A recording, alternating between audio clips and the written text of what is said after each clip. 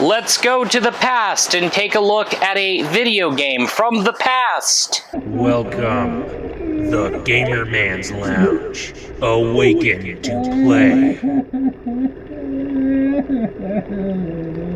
Hopefully things are going well for you guys. As for me, welcome to the Gamer Man's Lounge, and thank goodness the summer weather is starting to de-escalate, but that's enough shenanigans. Let's focus. Let's really focus on video game classics.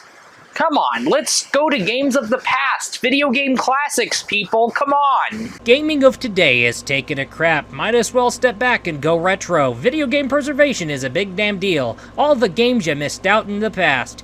Let's take a look at all the treasures on carts and discs. Maybe someone will bring them to today for a second chance. But hey, this is insert channel name here, and welcome to the archival of games of the past. Let's go retro with video game classics. Just so you know, I had to go through the mental gymnastics of coming up with this intro, so for crying out loud, please appreciate it. Now, let's go back to a wonderful time in our life, 1997.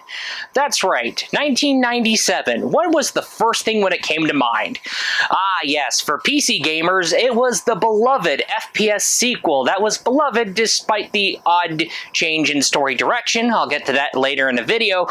But it was the most cherished FPS sequel, spawning numerous mods from left and right, and spawning numerous games that would utilize the Quake 2 engine. It's crazy. But, however, I'm, of course, talking about Quake 2. Quake 2 is a big FPS sequel, a really big FPS sequel. Very wild, okay? Now, it was released on PC exclusively. However, the PC exclusivity ended when it was later ported over. Yeah, it took a long time. It was later ported over to Nintendo 64 and PlayStation 1. And of course, popularity took place, the mods go wild, okay? But with a huge, big, fat butt, NVIDIA decided to go ahead in 2019, because they want, or let's say between 2018 and 2019, okay, they decided, hey, we got to promote our new ray tracing technology. How would we go about that? Oh, let's take Quake 2 and give it an add-on that would make the entire Quake 2 game run with ray tracing. It was done to demonstrate their technology on their NVIDIA GPUs, and it was meant more for the NVIDIA GPUs that are ray tracing enabled, like the RTX 20 series. It was the game that was meant to demonstrate the RTX 20 series. But however, you can run that game with RTX 30 and RTX 40. I mean, we're already ahead. But in the year 2023, Night Dive, Machine Games, id Software, and Bethesda collaborated with each other and decided, hey, let's remaster, give Quake 2 a definitive remaster to give all sorts of content from left and right. It's pretty insane. And the remaster was not exclusive to PC. It released on PC, PlayStation, Xbox, and Nintendo Switch. Now the story is really simplistic. It focuses more on the action-packed gameplay, but however, here is some story anyway. So the Strogg, a alien faction comprised of cyborg zombies, invaded the planet Earth and started it. And of course, now the Earth is like, we ain't gonna let that slide. Alright. The Strogg getting hit. So, of course, what happens here? You have a counterattack, and they declared war. The invasion of Strogoss to fight off the Strogg. And you, as a lone soldier who end up crashing into the planet Strogoss, still have to carry out that mission to fight off the Strogg and take out their goddamn leader. Hey, you start it, you get it. Simple. But, however, a lot of fans will be quick to point out one thing.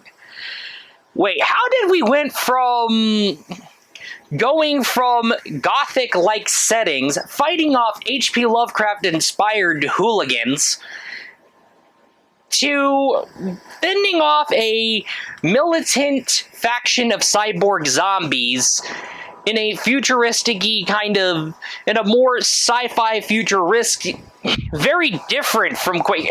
What's going on here? Is there something in the lore that I'm missing? What's going on? For a 90s shooter, well, the gameplay is the big focus, and it is such the case when it comes to Quake 2. Quake 2's gameplay can be very interesting. Yes, levels are grouped separately, like a few levels at a time is split off into a unit, so they branch off each other, so it's very interesting to say the least. It's kind of a weird structure, but it kind of gives off kind of a weird, I don't know if I should say Metroidvania kind of feel.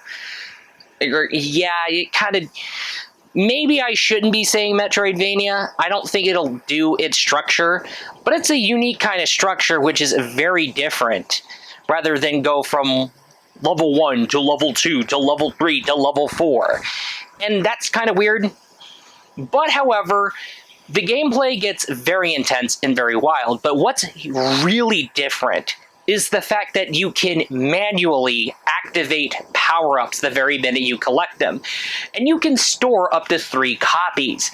So that quad damage you collect it, you have the option to use it later and activate it later. Me, on the other hand, I save 1 for the boss fights. And of course, keep in mind, there are secret areas that will give you early loot and, that's right, offer you secret level access. So, something you might want to adventure back and forth. So, keep an eye out on those secrets, because those secrets are really well hidden. However, what are your starting weapons? Well, your starting weapons are, of course, going to be your grenades, which you can throw them manually, or you can have the grenade throwing easier with the grenade launcher. That's a later weapon, unfortunately. But you do have a blaster, which is essentially your pistol with infinite ammo. You have a shotgun, simplistic shotgun, futuristic simplistic shotgun. Hey, and then you have a machine gun. Am I missing anything else? Oh, okay, great. Well, here's what you get in the later weapons. You get the super shotgun, you get the rocket launcher, the grenade launcher, you get the hyper cannon, which kind of is like a plasma gun in a nutshell. Then you have the BFG 10K. What's that BFG doing here? That's weird. And then you have the railgun. That's right. You have the railgun and the rocket launcher. So, later weapons, not bad. And of course, there are enemies that will be big, tough, and menacing, and can be a little bit spongy. It's all about finding the right weapons. But however, good on you, because enemies can at times spawn ammo when they die, so that might be interesting. So yeah. So shooting enemies, they drop ammo? Not bad. That's all I gotta say. In case I forgot to mention it, yes, you can access a rocket launcher. That's a later weapon. But also, there are many versions of Quake 2. But, however, we suggest you go with the Quake 2023 remaster. We'll get more into that later. Yes, it's gonna come with a cost. It is the way that it is. But however, the 2023 remaster gives you a weapon wheel and a power-up selection wheel. So that way you can just use that one button and just use the wheel. And the same thing can be said with the power-up wheel. It makes things more easier and more convenient, rather than trying to remember the number key for each weapon, or trying to use the mouse wheel. You can use that good old-fashioned weapon wheel and that power-up selection wheel, which is amazing. Something that's really great. But the 2023 remaster comes jam-packed with content, and we will get more into that. However, there's Quake 2 RTX. It has the game redone with ray tracing graphics enabled. This is meant to demonstrate the ray tracing graphics. But however, there's going to be some very dark areas. However, NVIDIA added in the use of flares, where you can shoot flares to torch ways, but they eat up grenade ammo, which is the biggest flaw of Quake 2 RTX. It's a pain in the ass. And if you run out of flares, you're gonna have to basically just use your blaster, since it has infinite ammo, and it gives more light than ever. It's very interesting. I like how those little underwater monsters in Quake 2 jump scare the crap out of you so easily thanks to ray tracing graphics. It's amazing, to say the least. However, the Quake 2023 remaster, unfortunately, you're gonna have to... yeah, the RTX graphics did not carry over. Unfortunately, you're gonna miss out on the RTX graphics, but we'll get more into that later. But however, the 2023 remaster is the biggest definitive way to go, also because it includes Quake 2's main campaign, it includes the 2 expansions, The Reckoning and Ground Zero, plus an extra expansion called Call of the Machine, and the Quake 64 campaign. Oh, and multiplayer maps included. Yes, Quake 64 multiplayer maps included. So yes, the single player is very wild and intense, but the multiplayer is essentially arena-based shenanigans, like say deathmatch with your friends. But let's get right on going. You can play cooperative, you can cooperate with each other, or you can go against each other in deathmatch. But you can do it locally, you can do it with split screen, and you can do it online with the 2023 remaster. Impressive to say the least. Let's say you don't have local friends and you don't have a really good internet connection good enough for multiplayer. Don't worry, you can play this game offline with AI bots. Yes, you can go deathmatching with bots. And the AI is so much advanced than ever. It's so much advanced to the point where they can even use the text chat, which is a unique, charming little feature when it comes to AI bots in a Quake multiplayer game. So yes, you can multiplayer with bots.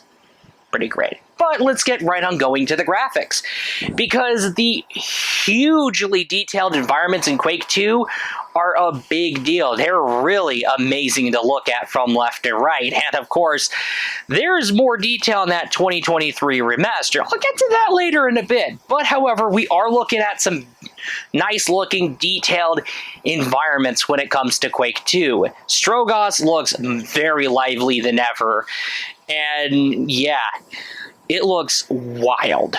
Alright, don't get me wrong.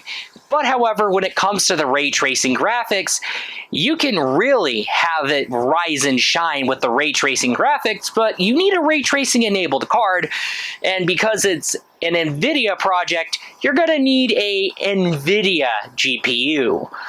However, the 2023 remaster has you saying goodbye to the ray tracing. The ray tracing did not carry over to the 2023 remaster, but wait. The 2023 remaster has detailed graphics, but the graphics improve with the 2023 remaster with the lighting including. Yes, that's right, the lighting included. See, I just corrected myself just now within a snap. I remastered my line. Okay, I'm being smart alecky with it, but let's get right on going. However, the detailed environments, and it really improves whether you're playing Quake 2 RTX or playing the 2023 remaster. You're going to be going to the 2023 remaster, let's be honest here. Maybe the ray tracing graphics can come in later. We don't know. That is the way that it is. But let's keep right on going, because you get that awesome sounding heavy metal soundtrack. And yeah, it's a packed and rockin' heavy metal soundtrack fitting in a action-packed FPS sequel, which is impressive to say the least. Oh yeah, those heavy metal tunes are so great they get you headbanging. So yeah, it's pretty wild. Why, yes, the story direction feels really off for some people. If we're going to be talking about Quake 2's storyline and the huge shift, it's kind of weird. Feels weird for some. And also, the 2023 remaster, which is the best way and the definitive way to go, will have you saying goodbye to those ray tracing graphics in Quake 2 RTX. But however, on the bright side, we are looking at some great level design, some great gameplay, some big intense boss fights, intense gameplay sessions, and of course, the gameplay is great, whether you're playing in single player or playing the multiplayer. It's wild. And the heavy metal soundtrack is oh so great. And the fact that you can totally and manually activate your power-ups and reserve them for later and store up to 3 copies, that's amazing too. It's really impressive. And of course, the amount of content that gets packed in the 2023 remaster, especially, it's wild. However, there is the introduction. The weapon selection for Quake 2 is really great. But the biggest one of them all is the railgun. It is a revolutionary staple in video game weapons. The railgun is like a sniper rifle with no scope. You just fire a laser beam and it would ruin somebody's whole day. Crazy. And the railgun would go and become the biggest thing for Quake series. Pretty crazy. Do we recommend Quake 2? Absolutely. Quake 2 is the most recommended game to check out in the franchise. The Quake series never disappoints. And that's the thing, even though it goes in entirely different directions. However, Quake 3, when Quake 3 gets remastered, we'll talk about that later. But however, Quake 2 is just one heck of a big bang package. But however, the best place to start is the 2023 remaster. Don't worry about the ray tracing graphics, just go with the remaster. Because the remaster is going to be jam-packed with more content from left to right. You can go cross-play with your PlayStation buddies and Xbox buddies and Nintendo Switch buddies. You can totally, and I say totally, play split screen. Split screen. You can go co-op or competitive, and you can play offline with AI bots. Like, you can't miss out on a lot. Just go with the 2023 remaster. Just get the 2023 remaster. Don't worry about the ray tracing, just get the 2023 remaster. However, Quake 2, whether you're playing with the ray tracing or you're playing the definitive 2023 remaster, Quake 2 is something that you should totally check out. It is worth playing, and you'll be having a good time with Quake 2. It's just that we recommend you go with the 2023 remaster, since there's a lot of content to work with in one sitting at a value price. And with that totally said, that's going to do it for today's video. That is all, and I will be looking forward to you in the next video. Peace out.